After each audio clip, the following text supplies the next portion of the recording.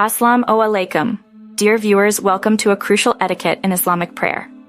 Abu Huraira reported, the Messenger of Allah, while teaching us the principles of faith, said, "Do not try to go ahead of the Imam. Recite takbir when he recites it, and when he says, nor of those who err, you should say Amin, bow down when he bows down, and when he says, Allah listens to him who praises him, say, O Allah our Lord, to thee be the praise." Reference Sahih Muslim 415a. As we conclude our exploration of the Hadith on the prohibition of preceding the Imam, we reflect on the profound wisdom shared by the Prophet Muhammad, peace be upon him, regarding prayer etiquette. This Hadith serves as a gentle reminder of the importance of unity and order in our congregational prayers. Let us take a moment to internalize the significance of following the Imam in every aspect of the prayer, be it the takbir or any other element.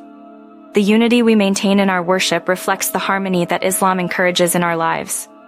A sincere thank you for joining us on this journey of understanding and reflection.